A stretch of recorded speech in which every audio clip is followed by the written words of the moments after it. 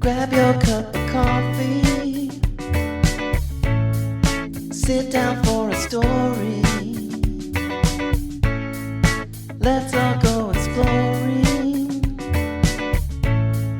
Making it after 40. Making it after 40. Making it after 40. Hello, friends. Welcome back to the Making It After 40 podcast. I'm your host, Lisa Rodriguez. I am an actor and writer who is still trying to make it after the age of 40. On this show, we explore what it means to be an artist trying to make it as a middle-aged person. I am so excited to be back this week as I feel I have a new appreciation for this podcast thanks to some coaching that I've been doing and all the vibes that it brings to the creative community. We are fresh off of the WGA reaching a tentative agreement with the AMPTP, and I had the opportunity to walk the picket line this morning. So I'm on a bit of a high because I got to run into friends and feel empowered by the energy of all these creatives fighting for the careers they deserve. This week, I'm so excited to bring to you this conversation with my friend, Adam Martinez. Adam is a stand-up comic based out of Orange County. I met Adam during our time at Second City Hollywood. And since our time at Second City, Adam has worked his butt off to make something out of his stand-up career. As you'll hear in this episode, it is paying off. Adam shares some great insights about life, stand-up, and getting started.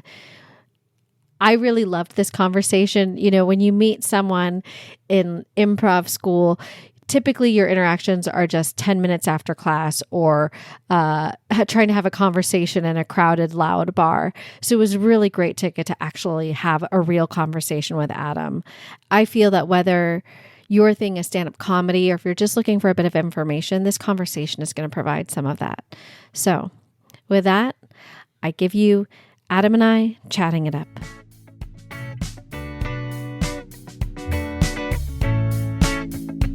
Okay, so today on the show, I have Adam Martinez. I met Adam Martinez way back, it feels like way back in the day now, at Second City Hollywood. You were the class that I crashed when I was getting married. On my episode with Rich Baker, I talked about how the session for his class, I was getting married, and so I was going to miss like 2 classes, and they told me like, oh, you can just do makeup classes. So I went to your class to do makeup classes. That's how I first met you. And then, of course, we were kind of along the same track, and your grad review show was at the same time as mine. And yeah. And so we just kind of kept in touch. Adam is a stand-up comedian. We'll get into this, but you've been traveling lately. I've seen you've had some awesome trips, which is awesome. And a sometimes actor, of course, you know, like, sometimes. Yeah. But yeah, Adam, why don't you introduce yourself, say hello, and then I'd love to hear about your journey, because although I know you from Second City, I don't think I know that you're from Chicago, and that's about it. Yeah. Yeah. Well, first off, thank you for having me. I really appreciate it. Mm-hmm. Yeah, Adam Martinez. I'm a stand-up comic. I started in Chicago and came out here about, I want to say 5 years ago. Almost 6 now. I actually started stand-up. It's very weird. I was a college baseball coach. And and our team is the worst. As a coach, this isn't like something you would brag about. Our team, I was coaching a junior college at this point, my first college coaching job. And our team, too many of our players were academically ineligible. Oh. So we're like partway through the season. And it's a Chicago inner city, and we're working with our kids, and we're going to these inner cities, and it was a really, honestly, it was kind of like you going into inner cities and you're going into like basically poor areas, and you're trying to give these kids college scholarships. Yeah. And some of the kids were really like receptive to it, but some of the kids, there wasn't a set of discipline for years. So by the time they got to college, we were literally trying to teach these guys, like, they knew how to play baseball, but like how to do your homework, because people don't understand. Baseball in college is not like D1 TV football. They're not giving, if you flunk, you're sitting. It's not like TV. So like we had too many of our players fall ineligible. So it was in May, and I actually had a break between the college season and coaching summer ball with like kids. So I work everything from like 4 to like 22 for coaching baseball. And I had a break, and I always wanted to do stand up. I thought it was fun, and I just wanted to see if I was funny. And I went to Riddles one night on a Monday for an open mic. And the first time I did it, like I did my first set and the open mic host went up and he was like, was that really your first time on stage? I was like, yeah. He's like, holy shit. And I remember when he said that, I was like, oh, cool. But I'm also in this point where like, oh, that's what your dream is, but it's not realistic. Is your head, you're like, oh, I hope I go and just like, you're delusional because you don't know what I had seen stand up on TV, but I was playing so much baseball. I didn't get to go see live art. So I really had like no idea how it looked and felt live. But if you're in a stand up, it's kind of like being in an improv room. Like when you guys were running your show, and you can explain to people how fun it is in the room, but unless you're in the room, you cannot feel that. Yeah, nothing is like less funny than trying to explain an improv bit to someone who wasn't there. Yes. And I think it's the same thing. Like when you try to retell somebody's joke that they did on stage, you're like, no, I can't do it. The comic did it so much better. Yeah, I agree. So, so I got to do it. I got that, and then like, of course, I go and like bomb other sets after. Like, like I was like I came in and hey, great. But that first time that the guy gave me the compliment, it made me want to come back. Yeah, because I was like, it lit a fire in you. Yeah, it gives you validation for the stupid like, oh, I think I'm funny at work, and now I'm funny on stage. So I got to do that, and then from there, like I think I had my first book show maybe 6 weeks later. Oh, wow. And in Chicago, they pay their comics, which is very nice. And so like I'm 6 weeks in and a person gave me money and I did a spot and then they retained me for the next month that night. So I got my money and then I got money to hold for the next month. And I was like, oh, cool. So once I started getting that, I was hooked because I'm getting laughs in a room, and I'm not even good at it, by the way. Like, let me tell you, when I started my first figure, I'm horrible, but the audience didn't know. So as long as the audience didn't know, it's fine. But like, trust me, I was horrible. And but I kept getting like the little feedback and little validation, so I kept coming back. And then one day in Chicago, I always naturally did characters, voices, and I'm weird, and I'm weird in the kitchen. Oh, okay. So I always like all those characters I did at Second City were things I've done to entertain my friends when I was like 20 sitting around the house. Yeah. I would just do the dumbest things because I'm weird. And I would do characters on stage. And one of this comic in Chicago named Elaine Phillips goes, hey, have you ever checked out Second City? Lisa, I had no idea what improv was. Like, really? When I'm telling you I was artistically stupid. Yeah. Like I could draw and make a joke. Chicago is the town, is the Second City home. So I can't believe you didn't know. I knew. Okay. All I knew about it was Chris Farley went there. Tim Meadow. Like I knew the players that went there and like Belushi and all of the original SNL people, like the Curtains and stuff. I knew they went to like UCB, and I kind of knew it was something for funny people. Yeah. And then when I got in, she suggested it and I got it as like a birthday gift like most of us. And the first day I went in, something about playing make-believe in a room full of other adults, that is so fun. It is so fun. Yeah.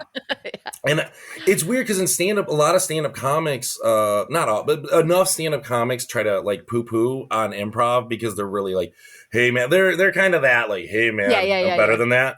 And I'm like, yeah, but I'm not. I'm glad you are. I'm not. I can be. Yeah.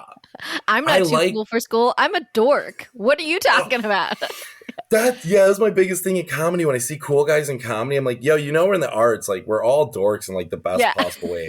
Not like a mean way. Like, we're all dorks in the best possible way. Like, in the best possible way. I want to hang out with the dorks. Yeah. Yes. Yeah. I don't want somebody who's like, yo, I'm an artist, but I'm also cool. It's like, all right, Johnny Depp. You're not that.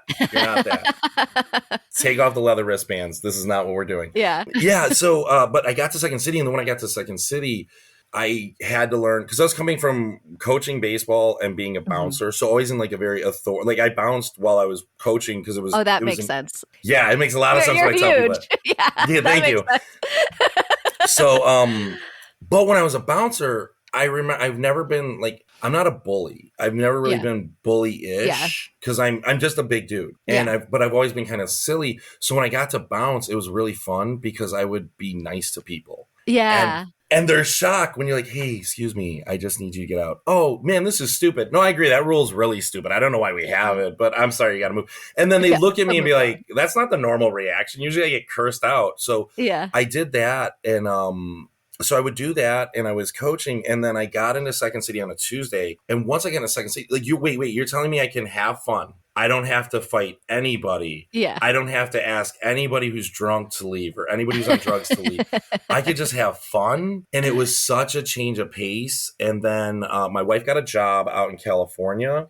And we came out here, and that's how I met you guys at Second City Hollywood. Oh, I was wondering what was the impetus to come to California? She's a good career, and it could send her places, and some of those places are like Western Michigan, and some of those places are Orange County, and you're like, can we go to Orange County? So it's definitely one of those. Yeah, that's great. And then I came out here, went to Hollywood, and I've been doing stand-up since I started. Like every week since I started, I was hooked.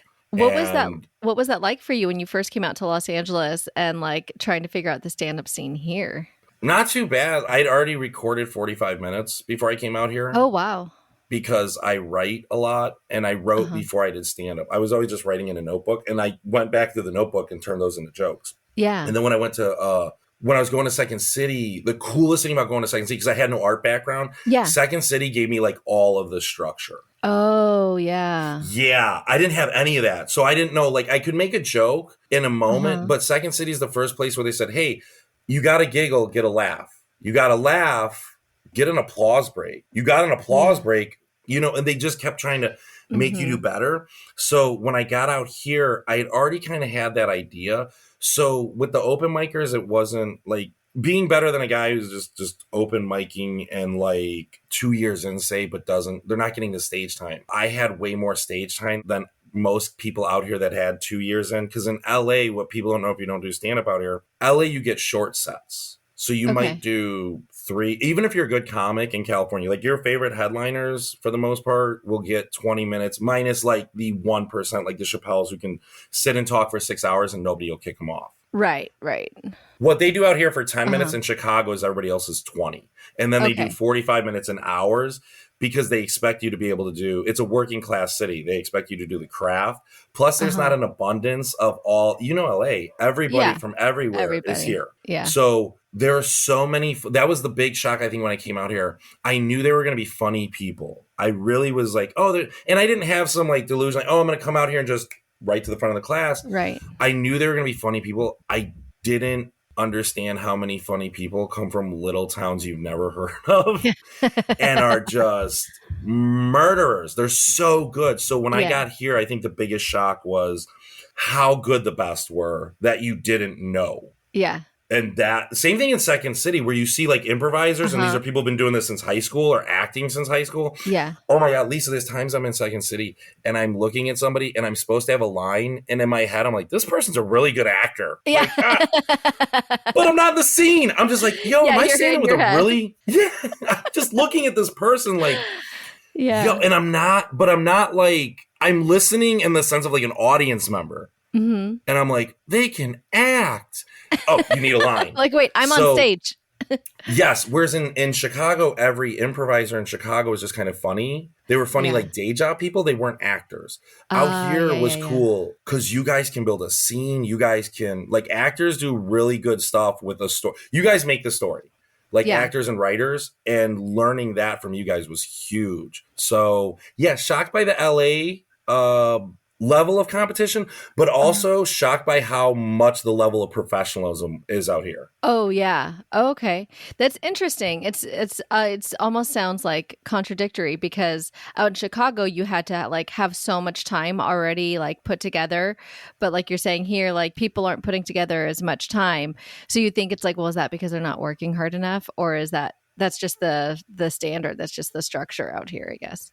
Yeah, there's nothing trust me, there's nothing you could do as comics out here to get, short of selling out your own room or like having your own venue. Yeah. There's not a lot you can do out here to get more than 20 minutes. So when Chicago comics talk about LA comics, their joke on us is you guys are really good for 20 minutes. But what do you do to an hour? What do you do with that 40 to an hour where we're in deep waters?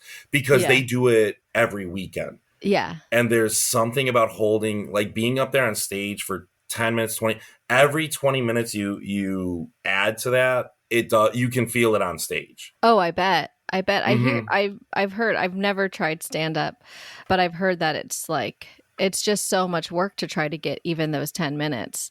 Like Yeah. it's a lot of space to fill to captivate when it's just you. Yeah. But I think, again, for me, and this is why I always tell stand-ups, go to improv. And that's probably because I learned so much there. And maybe it's because I didn't have the background anywhere else. So it's my, what I would reference as these are where I learned these traits.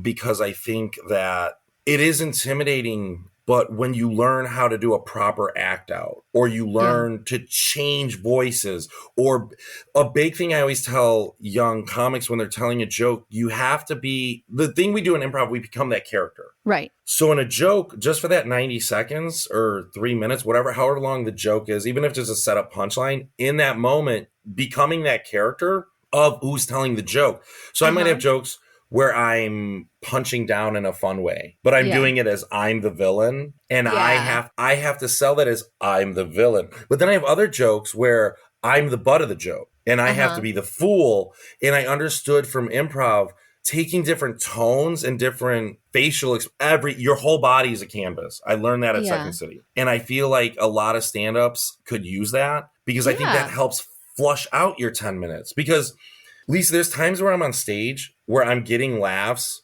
doing act outs, and not saying a word. Yeah. That, to me personally, as a comic, when I listen to those back, or I watch those back on the clip, because I don't watch them as like a narcissist, like, oh, I'm so good. I watch them as like a quarterback. How can I get like better? Training. Oh God, yeah, it's so bad. By the way, You know, when you watch your film, you're like, I hate myself, but okay. Yeah, yeah. But you need to watch it because it's how you get better. It's the same thing. Like when I do like voiceover, I think I'm doing something, and you go back and you listen, you're like, it's not there at all. I think it's probably the same thing. You're like, oh, I thought I was doing this, and then you can see like, no, I can take it up a level or whatever. Yes. Yeah. Mm-hmm. Yeah, because it's the heightening of, oh, I'm this, like I said, if I'm the villain in the character, I really have to lean into it and be like, I'd be like Dick Dastardly from like whatever cartoon that was. Like, I have to have that kind of personality. And you remember at Second City, they would give us something like that, like just make us like, and that should clue your brain in to go to that character quickly. Yeah. The physical, the stance, the face, all that stuff I got from Second City, because I was quick enough to do that on my own. I had some natural like clown in me. But when they gave it direction, like I had Katie Nonson as my director, and watching her like give us direction, she could change a sketch so quickly and make it so much better, because she was so advanced. And I got to watch her, and something like, hey, you're not really, like one of the best notes she ever told me, and I could tell she was annoyed with me, because she just looked at me one time, Lisa, she goes, act better.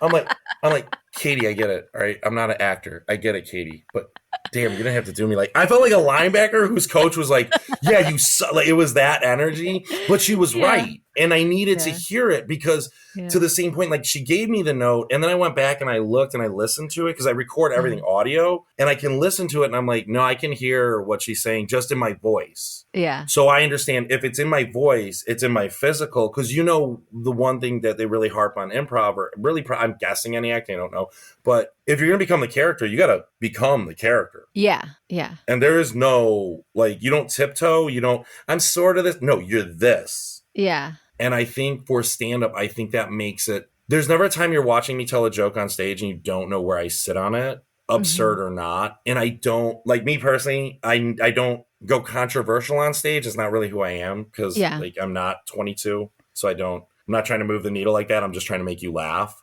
Yeah. But all those tricks I learned at Second City about improv, about act, about stage presence, about where do you stand on stage?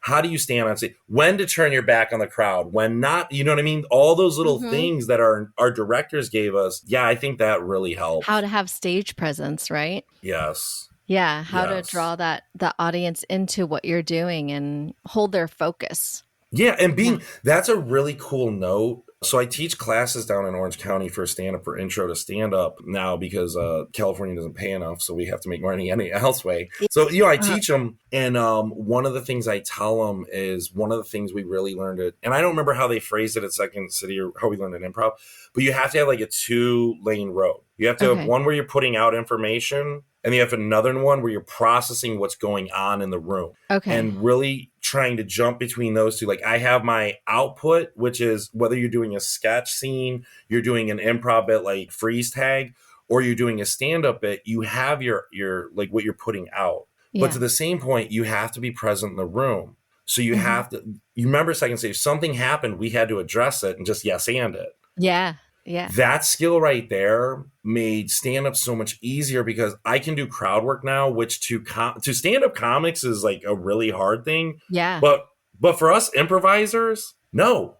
Yeah. It's not. Yeah, because now, well, and especially if you're already talking to the audience, you can feed off of what they're giving you. Yes, because we learn to listen. Now you want to play? Oh, okay, so we're playing now, you know? And the other thing with Second City, where I can do crowd work, I don't do mean crowd work because Second City, the best thing Second City did was really teach me, like, there's a professionalism if you want to do this and work at it. You can go be like edgelord, very shocky and very dark and whatever, and blue comedy. You can do that. But there's also a lane over here where you can work, you know? I mean, the blue comics work too, but like I don't want to just be going up at 11 o'clock at night because nobody can hear my stuff before then. You know what I mean? Yeah. Well, so good. Oh, I was just gonna say you had mentioned about like becoming the villain, like when you're punching down. That's really interesting because, you know, so much of Second City they talk about like don't punch down, punch up. Yeah. But it's interesting that you found a way to do it, which is where it's like, hey, I'm this character, right? So I'm the character who's punching down. Like, guys, I'm not actually being mean.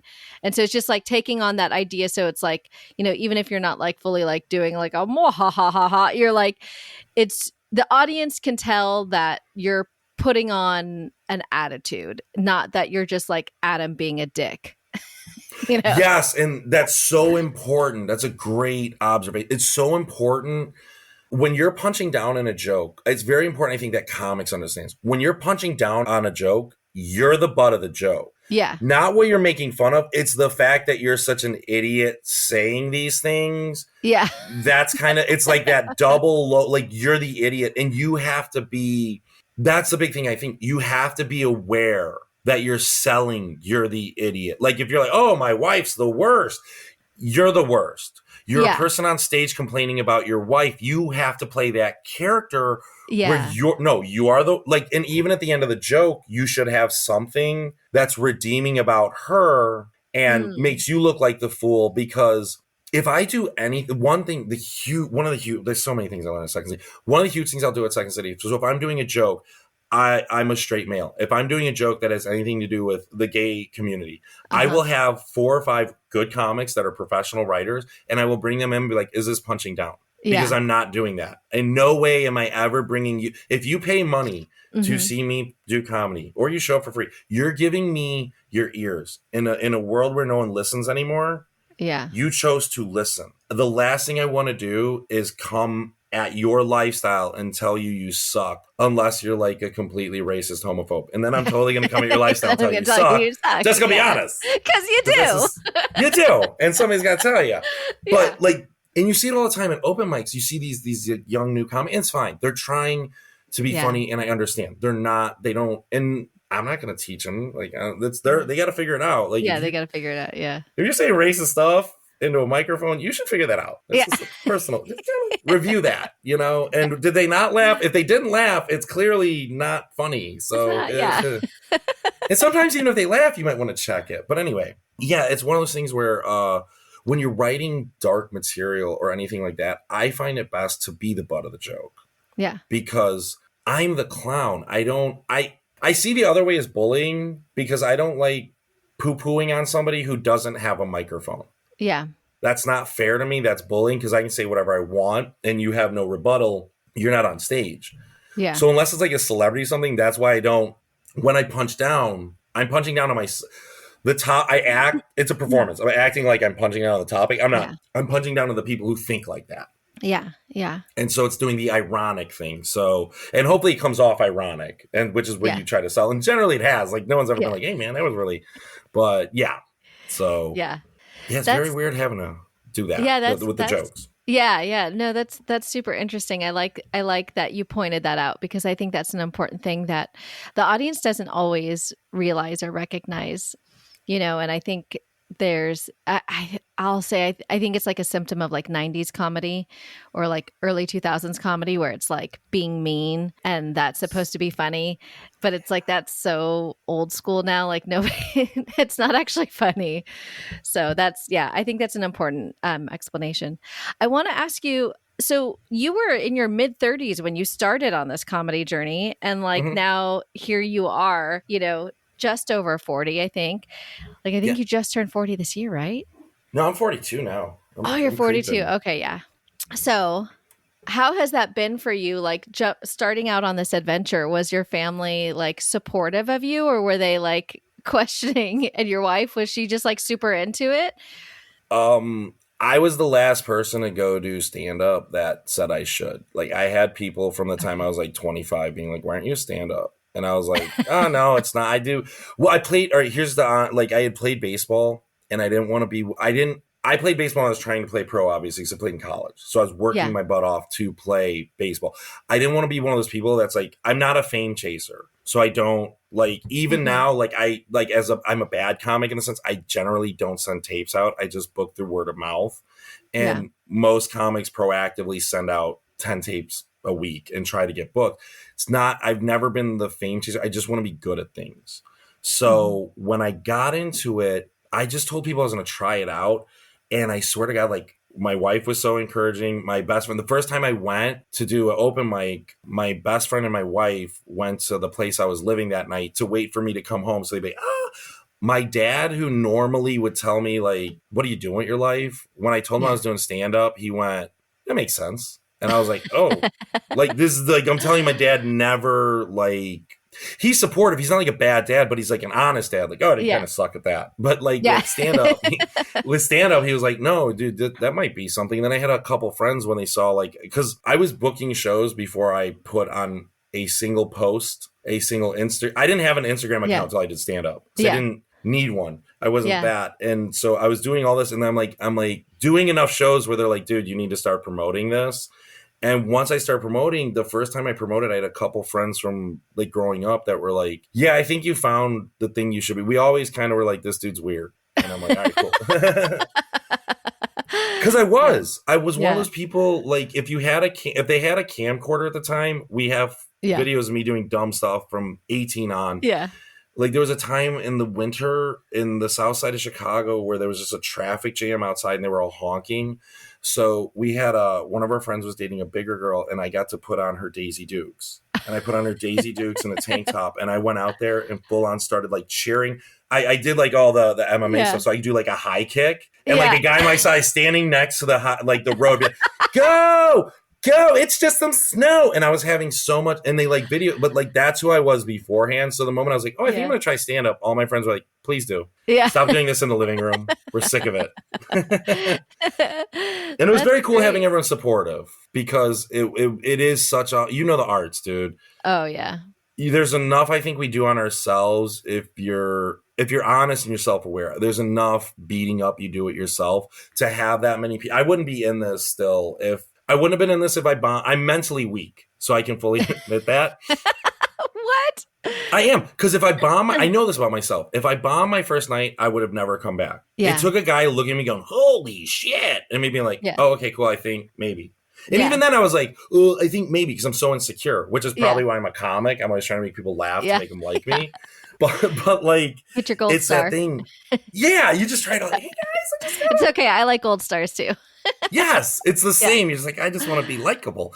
Yeah. And we all do, but in that thing to have people so positive, I think that's a big thing is, and a big thing I tell comics when they start, like they first meet me, and they, oh, hey man, you got it? Because they'll see me and they don't know how many years I have in or anything. But the Yeah. first thing like new guys ask, hey, you got any advice? And one of the big things is don't let anybody steal your fun from this. Yeah. And the moment they do, go home. Because it's once this is not fun for you, go home. Because anybody who's going to take your joy out of this, like me included, like if I'm telling, oh, that's not a good set, do this, do that, you still have to go home and have fun with what you're doing. Yeah. And I think that's the biggest thing. I think stop trying to be so competitive with everyone else. I try to break it down. It's like traffic. You're in your car, worry about your car. You're complaining about everybody else. But guess what? If your car wasn't here, if you weren't here, there'd be one less car in traffic. So you're part of Yeah. the problem. Yeah. So focus on your car and don't worry about everybody else's car unless they're going to come over and hit your lane. You know what I mean? Unless they're literally going to hit you, just worry about you and be nice. Yeah. You could be one of the first things I got told when I came out here, California, because in Chicago, we're ruthless. At the mics, California comics don't understand. In the mics in Chicago, and I know these comics out here, I won't mention their names because they're my friends out here, but I did some open mics with comics that are in LA now that were in Chicago that were running those open mics, and they would get up on stage and be like, that was unfunny. You're brutally unfunny. Don't ever come back. And before you next time you think about coming back to doing stand-up comedy, they would tell them like the worst things ever. Like, no, you shouldn't. Oh my gosh. Yes, like dark. Hey man, get in a car accident type on the way here type. Oh, yeah. geez. Oh, yes. In Chicago, when I started, if you weren't, the way it works, people that don't know how stand-up comedy works, at an open mic, generally speaking, you get 3, 4, 5 minutes, 6, 7 minutes, whatever you get. You get a 1 minute light. Okay. When I started at Riddles, you were supposed to get 5 minutes. The moment you weren't funny, they lit you. Oh, wow. Yeah, it's an urban room in Chicago. The moment you have people who come and sit down with like their stuff from the day, and you'll start talking, and some guy will be like, "Oh, my cousin's funnier than you," and you're like, "Oh!" Like they're ruthless. So like the first time you get through your 5 minutes in Chicago, you're like, "Yeah, I did it." Yeah, in California, you see people at open mics are like, "Oh man, what do I want to talk about? Oh, I don't know," and like what all the time, all the time. Gosh. There's so many people that go to open mics and they're not prepared for their work. Well, another thing Second City taught me, come here and do your work. Yeah. You only have so much time. And we would do, how long were our class? Like 3 hours, 3.5, something like that for improv? Yeah, I feel like it was like a 3-hour class, 3.5 hours. Yeah. Yeah. But they didn't, in 3 hours, we didn't waste any time. No, you were working the whole time. You had that like whatever 10-minute break or whatever, but I mean it flew by like that. Yeah, you were working the entire time. Yeah, so when I go to stand up, like 5 minutes, I can't do jokes for 5 minutes. Are you kidding me? We did that for 3 hours. Yeah. I can get up here and fake it for 5 minutes, but you see enough of that where people get up and what do I want to talk about? In Chicago, light. Yeah. I've seen people go up there and be like, I haven't even been up here a minute. It feels like it. And then they don't care. And then you got 1 minute and then they go play the music off because they didn't do buckets. It would just be, dude, you go to a mic and they cut it off at like 45 people doing 5-minute sets. You're there all night. Yeah. Oh, wow. And so for the host, for the 2 hosts that have to sit there for 2-3 hours, they don't have time for you to, in our mind, you drove here. What were you thinking about on the right here? Yeah.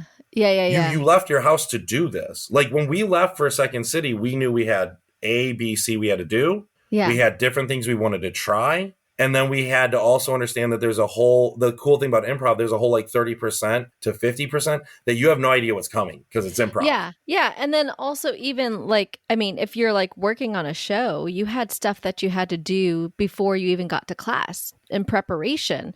So like, yeah, I wonder, it's interesting that you say that because I wonder if part of the structure and part of the ruthlessness comes from the teachers who were all pretty much out of Chicago, whether or not they were from Chicago. Like a lot of the teachers came from Chicago, the school. And so, it was very strict. I mean, what's his name? Tim. I can't think of Tim's last name. You know who I'm talking about? Yes. Why can't I think of Tim's last name? I know him too. I can see his face. He's got the beard. I know. I can guy? see his face. Yeah. And he, like the first time we had him, like we had someone in class cry. Because he was just like, what are you doing? Do you want to be here or not? Like he did not hold back. And it wasn't like he was trying to be mean. He was just like, you guys, this is competitive. If you want to, like, we're going to be the best of the best. If you don't want to be the best, then move along. Like, yeah, he came up with a phrase. Oh, I'm sorry. Go ahead. I was going to say, well, he was substituting for Allison Bills. And, Allison Bills is like the sweetest, the like most nurturing, And so he was substituting for Allison Bills. And like a few in our class were just like, what the fuck? Yes. They could not. They were so used to having like all this warmth and niceness. It was like, no, guys, this is getting real now. Yeah, we had him for, I think, 2. I had him for a term. And for me, I was, whoa! because he would just be like, what are you doing? We came up with a phrase. We almost named our group this. It was justify your bitch. Somebody was being a real like, because somebody was being, when you're doing a scene and somebody's giving you nothing. And they're not giving you gifts, but they're not accepting your gifts. Yeah. And they were just being, and he's this big sweet guy, but he's very like, dude, he's gonna tell you how it is. Oh, and yeah, he doesn't hold back. And he looked right at this person like, you're being a bitch, and I don't care. But you need to justify your bitch. And the phrase justify your bitch, I use that with my wife to this day. I think it's one of the best phrases ever made. Because that is so good. Justify why you're being a pain in the ass. And he was right, because in the scene, you need to explain this. Yeah. And he was the same way in class, and I loved having him because sometimes I think in Hollywood, I feel like they're so worried about what's going to happen 5 years from now if the shoe's on the other foot that they don't want to offend you. But to the same point, dude, I'll tell you like this. Katie Nonson was ruthless to me for Con 5 and Grad Review. There's not a director I respect more at Second City. Yeah. Because she made me so much better to the point I DM her on Facebook like once a year, just saying, hey, thank you for everything you taught me. I know you probably hated me. You were in like your third trimester and I was being a pain in the ass because I was trying to push back on everything. You should have killed me. And I appreciate you not being in your third trimester, you sweetheart. But she gave me, but she wouldn't. First off, it was good because I was coming from the bouncer background where I still had that, because you're self-aware. I still have too many nights at work. I could go to work and be like, you're wrong, deal with it. And what was somebody going to do at the end of the day? I was dude, in a nightclub, the owners tell them you're the owner because they don't want to deal with it. So I was at a job where the customer was always wrong for like 13 years. So I didn't have to put up with it. So I was very used to my own ego and my own narcissism, very used to just getting my way and being like, shut up. Like, I wasn't a bully, but I was bullish. Yeah. And Katie saw that and she was like, she broke that right away. She was like, nope. This little lady from Iowa was like, I ain't putting up with it, blah, blah, blah. And she was so pivotal for me going forward. Because I realized like, oh, you're having a bad day. Nobody cares. Yeah. And point being later on in comedy. So my dad has Alzheimer's. And the night I found out he has Alzheimer's, I had to go do 2 shows to 250 people audiences. And I had to go host. And hosting is the hardest spot because everyone's still getting drinks. No one's really warmed up. Yeah. And you have to do that. So I show up and it was one of those things I learned from Katie. Like you show up, nobody knew. Till the end of the show, the guy who books, who I work for all the time, he was finally like, yo, what's up? And I let him know after the show. Yeah. But it was one of those things where like I learned from Katie, like, oh no, nobody cares about your drama. Yeah. Nobody cares about your BS. That's your problem. Don't put that on other people. Yeah. They have to perform too. Don't do that. And you need to come in and you need to be the best you. And on those nights, she was right. On those nights, you prove more to yourself than any other night. And then on the regular nights, like last night when it's just a show, I'm just going to the show and I'm having fun. Yeah. So learning that professionalism and like Katie Nonson saved my career because otherwise I would have headbutted a comic and been out of this. I need to get her on the show. I don't have a relationship with her because she was never one of my teachers, but I'll reach out. But I remember everybody would speak so highly of her and they'd be like, have you worked with Katie? I'm like, no, I haven't had the chance. And they'd be like, you got to work with Katie. Yeah. But Eileen gave us the same thing where she's like, nobody cares. And Michael Anastasia gave us that. So the night that Trump was elected, or it was like the next day, we were in like level 2. So this wasn't even the conservatory. It was like level 2. And we were all like sad. And Michael was like, are you kidding me? Like, I'm sorry, did your mom die? Like, he was just like laid into all of us in the most brutal way, but also in like a way that was just that, like, nobody cares. You're here to do this. You got to leave all that stuff at the door. He shared, like, he was like, I don't remember the circumstances exactly, but I think his father was sick or dying in the hospital. And he was like, and I still had to go and perform and I did it. And you can do it too. Like, this is just a president. It's not your dad dying. So get over it, you know? Yeah. Yeah, absolutely. Yeah. One of the first lessons. Okay, so here's the first. I think this is so valuable. The first lesson I learned in comedy. I got off stage that night. So my first open mic. And the good comics in the room, literally, Lisa, it was like being in high school and I was the new kid, but I was like the pretty girl for the first time in my life. Yeah.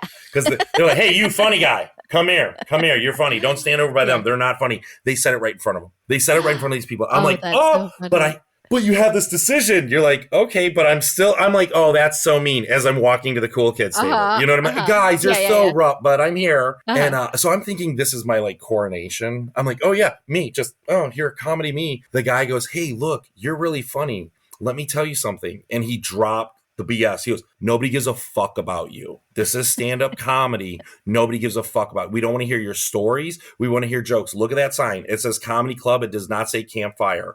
You are here to tell jokes and not stories. We want you to be in here or else you're going to be back over with those fucks. And I was like, yes, sir. And I didn't know what to do but also those were the same people that I watched get laughs their entire 5 minutes. Yeah. So one of the things I did, I understood as an athlete, look who's better than you and figure out why. Do you feel like your career as an athlete has helped with your stand-up career in terms of like discipline and stuff like that? Yes.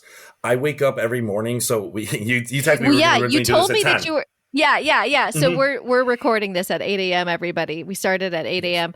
and only because Adam said that he is an early riser, which I was so surprised because the stereotype of stand-up comics is like you're up all night and this and that. So please continue. Yeah.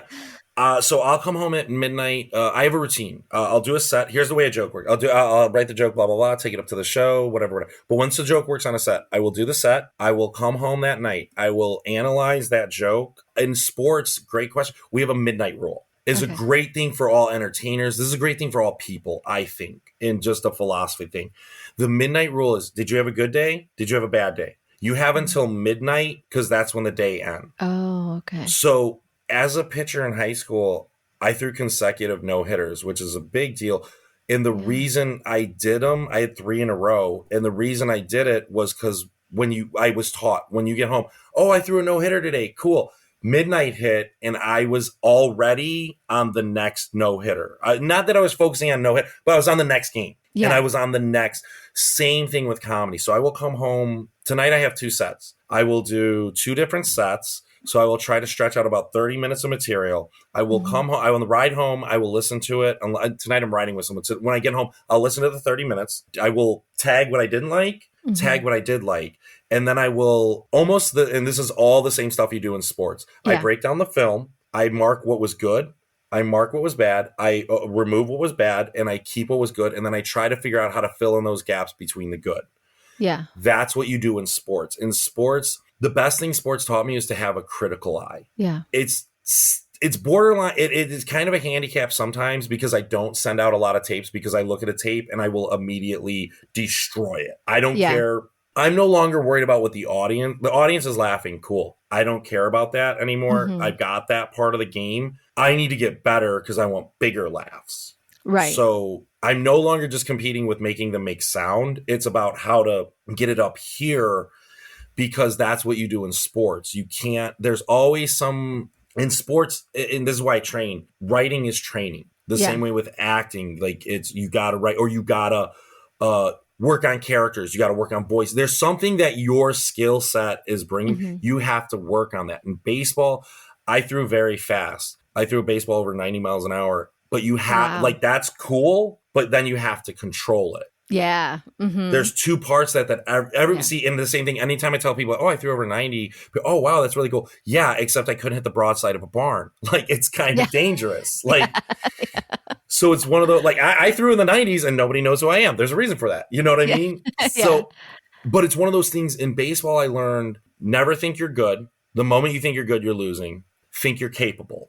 There's a big difference. You can be capable. I'm capable at this. I can do this. I feel the same way about stand-up. I'm capable at this. I can do this. But you'll never see me as one of those comics on social media like, I'm so funny. I'm that. I wouldn't be able to live with myself. Yeah. Because like me personally, like I know when a comic tells me something's funny and then I was in the room and I go, that wasn't funny. Like, I don't want to be that. I don't want to be that has like ears where I don't recognize something funny. So I always err on the side of caution and I suck and humility versus, oh, great, crushed it, murdered.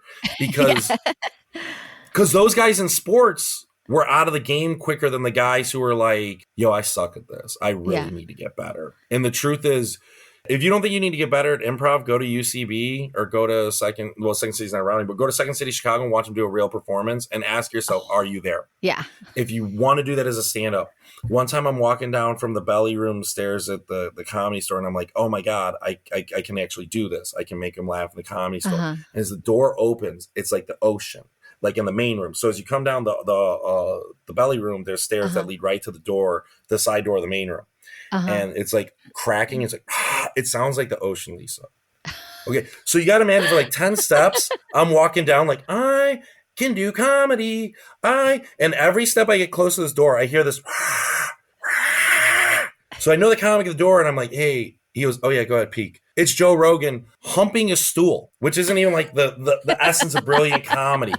But it didn't matter because he had the people in his hand to the point like you hear what you do and then you walk down. If that doesn't deflate your ego a little bit, you're you're not going to make it. Yeah. I'm here to tell you, you're in trouble. You need to quit, and you should get a therapist, really, and a day job.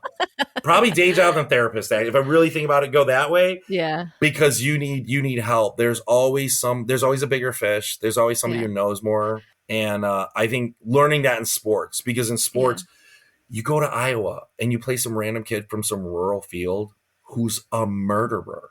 And he's beating your whole team. You're like, who is this guy? That's the thing I took in a stand-up. You never know who's going to come in and kick the shit out of you.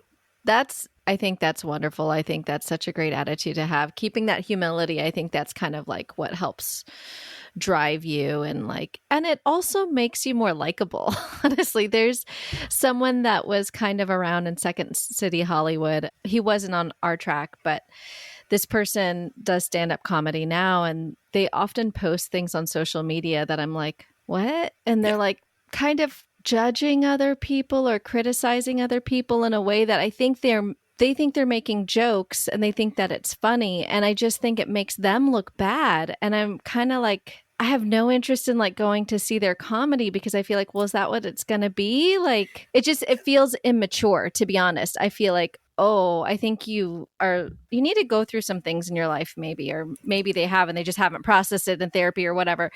But it makes them unlikable, which is unfortunate because I think this person probably has value and could be likable, but like it makes me sad that I know who you're talking about. No, they're not funny on stage. You're right. You do the best. They're not going.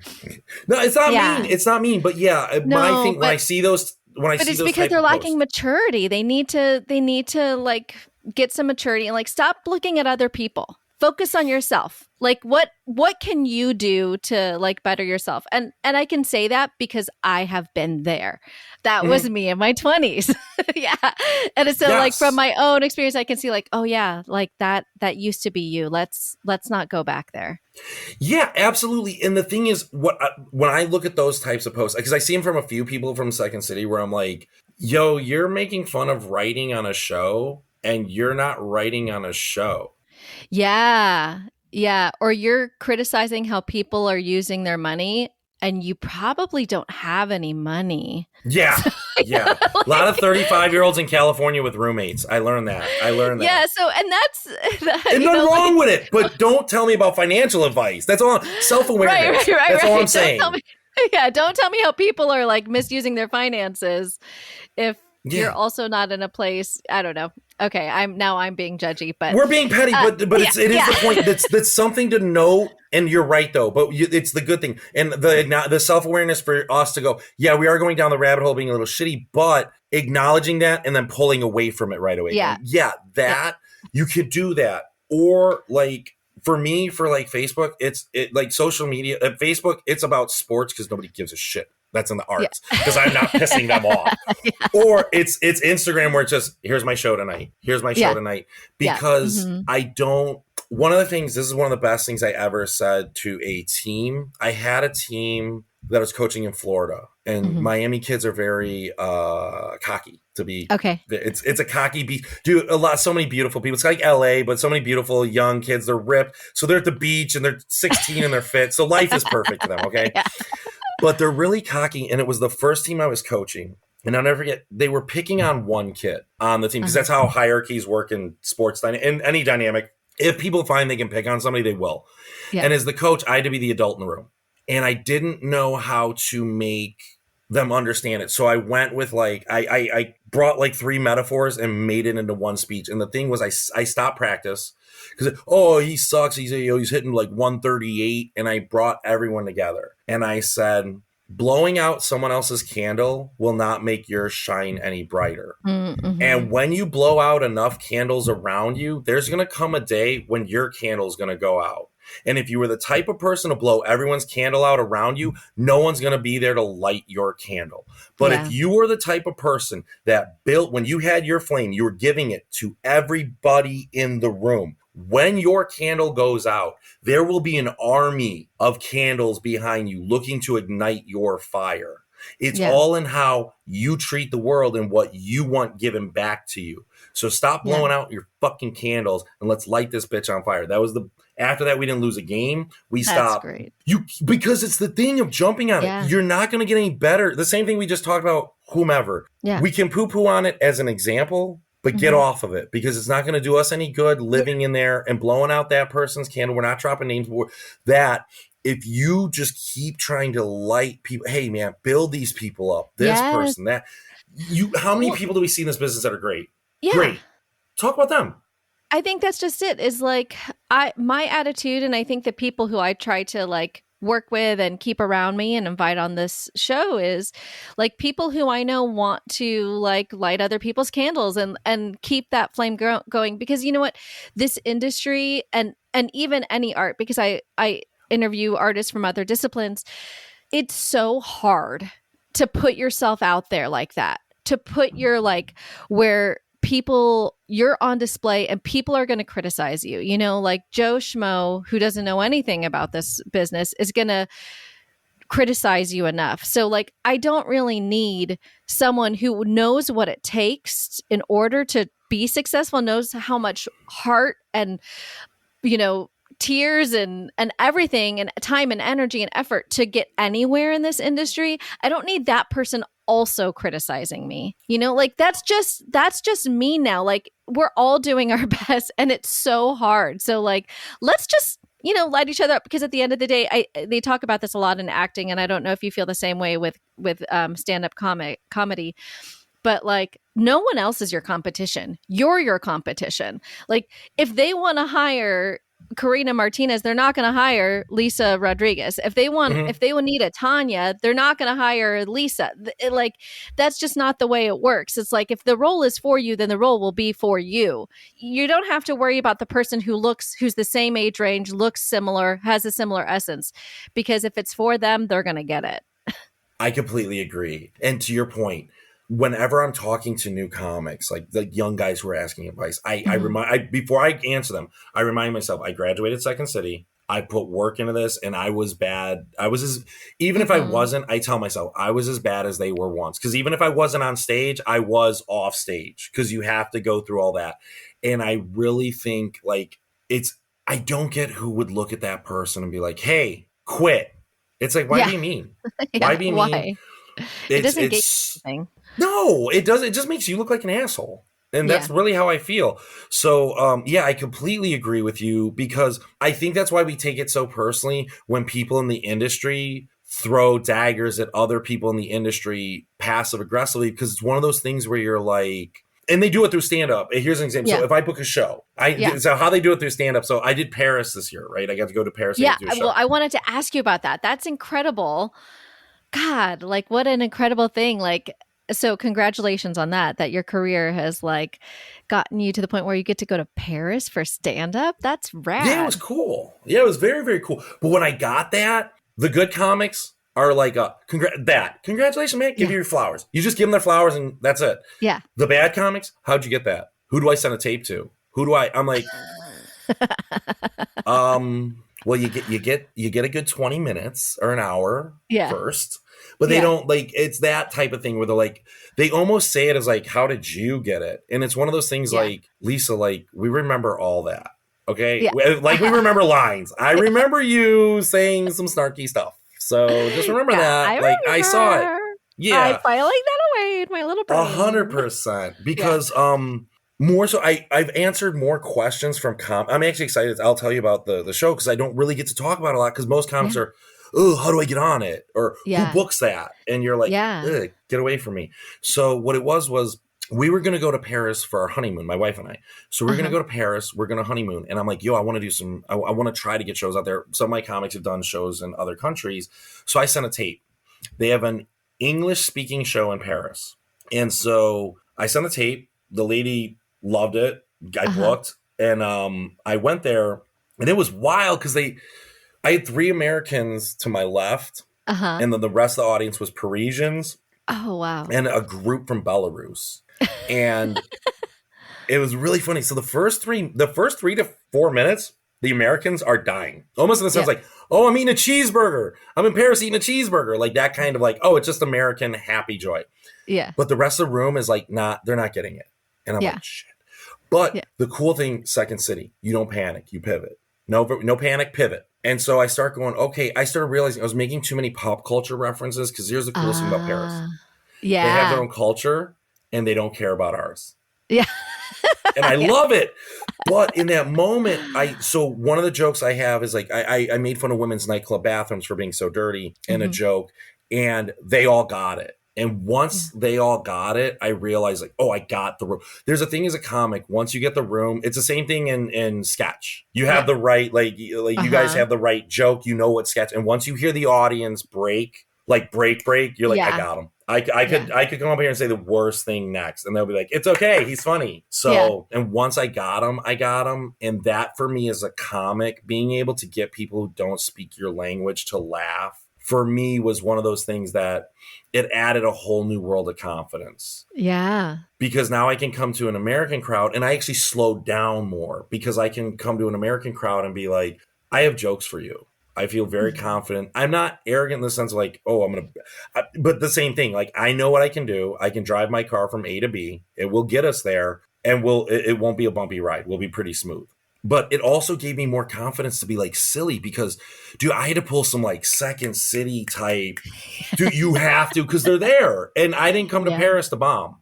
Yeah. So it's like the two, like you're starting to go, oh, I'm not going to bomb here. And then I started doing like the act outs, getting like, when like, hey, you can do act outs and that's universal. They're going to understand that. Yeah. They can understand body language. Yeah. And so I did all that and I really got them. But getting that was such a cool thing.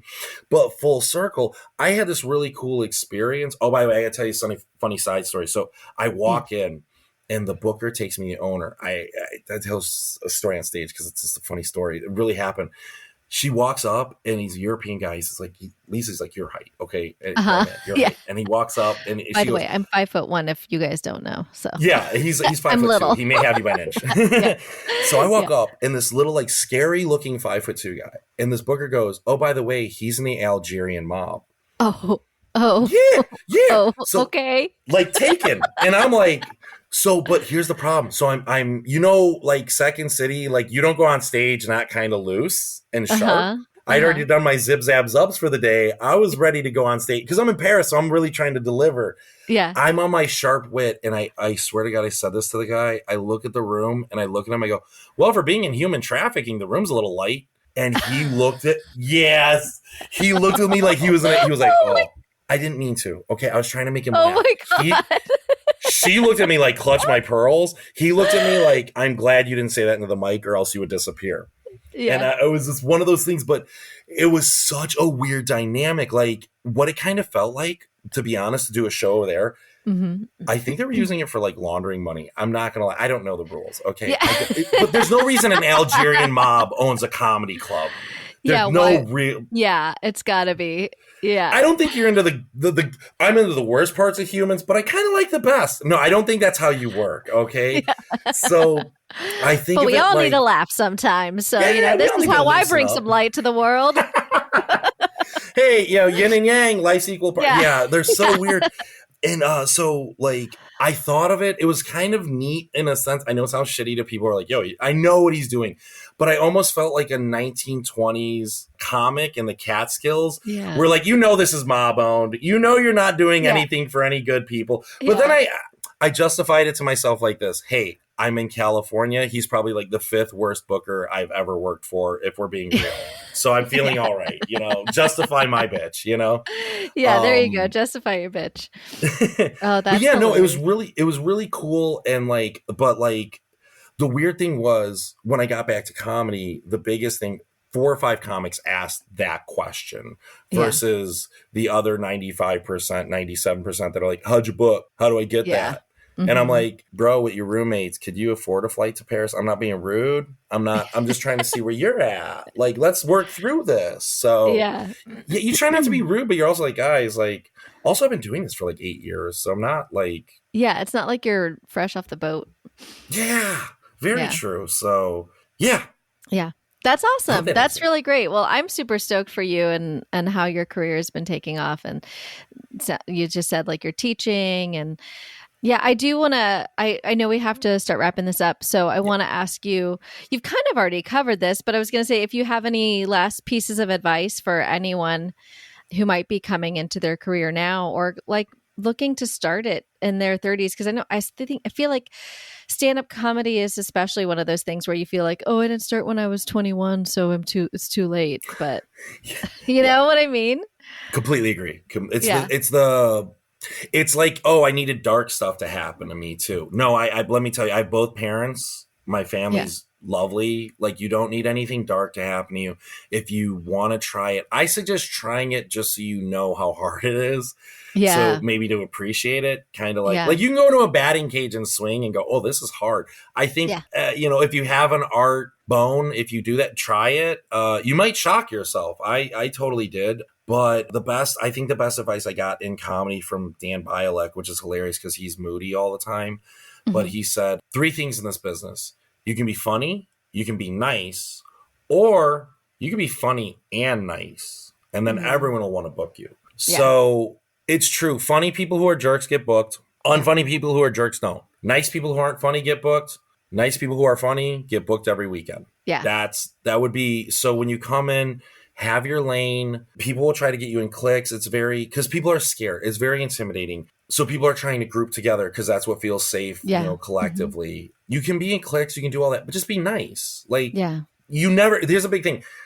Most comics aren't going to do anything with their quote unquote career, but you never know why somebody's there. Yeah. Somebody might be there because honestly, it's keeping them from eating a bullet or sleeping pills. Like, honestly, who are you as a person to take that from them? Yeah. So we know what the arts do for us. They're a spiritual thing. They're a soulful thing. You really need it. Like you said, you need to stand up there and you need to be naked up there, metaphorically speaking.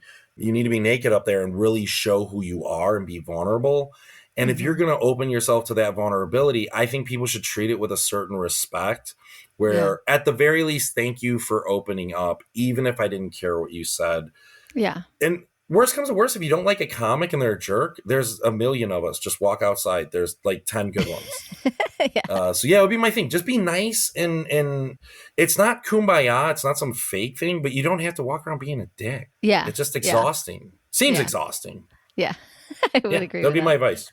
Okay. And then, we're running out of time. I have 2 more questions. Got it. What do you look forward to as you continue to age and grow in this career? I just, what's next? I want to keep growing, but at this point, I achieved the one thing I wanted to achieve. The one thing I wanted to achieve in stand-up when I actually started going, I'm going to do this. I wanted my parents to see me do stand-up and be like, oh, he's okay. That happened like a month ago. My dad came out to California. Aww. He saw it and he came up and gave me a big hug. And like, let me put it this way. My dad, when I threw those no-hitters, would tell me how many people I walked. So like it was never good enough for my dad. And I love him, but he was that guy. Like, he was a college baseball coach. So he was very strict. Yeah. And when he saw my set, he gave me a big hug and he was like, you're doing it. Like, you're really funny. And he saw me on, with people who were on TV and he was like, oh, there's not a big difference at all. Yeah. And I was like, oh, cool. So I was very happy. That was what I wanted. And now what I want is, I have no idea, just tonight to go make whoever pays to see me. Like, it's literally a day by day thing. Yeah. I don't get too far ahead because I'm not guaranteed tonight, let alone tomorrow. So all I want to do tonight is those people who pay tonight to see me is give them the most fun they can have tonight. Oh, that's my goal. That's awesome. Okay, so then my last question. What does making it mean to you now versus when you were younger? So I think when I got in it, I really thought the only thing making like, oh, you have to have a special or something like that. Uh-huh. And then Dave Chappelle came out and basically ruined specials for comics by saying all the things he did they paid him. All right, here's the problem. And nobody wants to talk about it in comedy. They paid him $250 million to rail against trans people for 4 hours. And the problem was we, the audience members, I don't care. They didn't like it. And there's a reason you're not seeing a bunch of Netflix comedy specials coming out because they said, oh, the best in the world. And people didn't like him. Well, yeah, he railed against trans for like basically off and on for 4 episodes. Yeah. So people went, oh, no, I don't need to see that. And then they gave all these comics who basically, I don't care what race they are, they all became angry 60-year-old white men, it seems, in their sets. You know what I'm talking about? So they became that.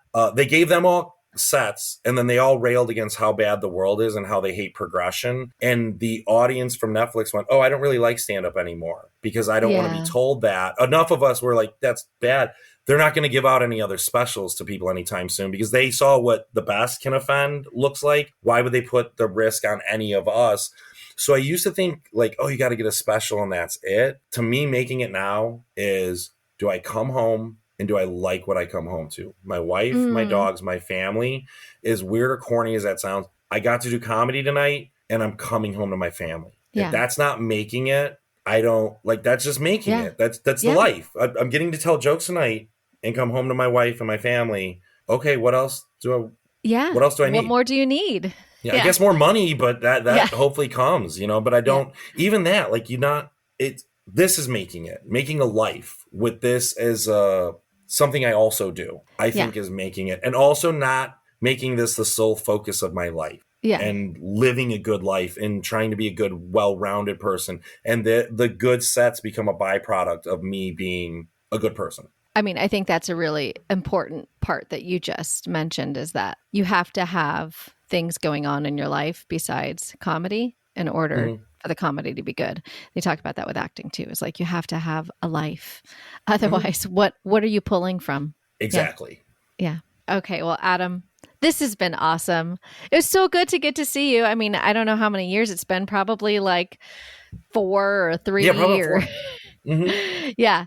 Yeah. So it's been so good to get to connect with you. And I loved this conversation and getting to know you a little bit better and see how far your career has come. It's awesome watching you on Instagram and post all your shows and stuff. So thank you so much. And thank you for having me. I'm lighting your candle. I thank you. I appreciate it. Let's make a bonfire. Absolutely. Let's burn it. Yeah. with all of our friends' candles. Yeah. That's the goal. Absolutely. Where can people follow you? Oh, so cool. Where can they learn about your shows? Perfect. Something very important. Adam Martinez Comedy at Instagram is the best place to follow me because I share everything on there where I'm going to go. Yeah. And then, so just so you guys know, I don't share too many clips because I don't want to drive people away, but I do share some clips there so you can kind of get an idea of what I do. But they're all segmented short clips. There's full jokes to that, so I hope you guys like it. Adam Martinez Comedy on Instagram. Awesome. Okay. Well, we'll talk again soon, Adam. Thank you. Thank you. Bye. Thank you all for listening to this week's episode. You can follow Adam on Instagram at Adam Martinez Comedy if you're enjoying the show. Please don't forget to rate, review, and subscribe wherever you listen, and share the show with your friends. Be sure to follow us on Instagram at Making It After 40, the number 40. And to catch up on what I'm doing when I'm not podcasting, check out my Instagram at Lisa Rodriguez. Thank you all for listening and have an excellent week.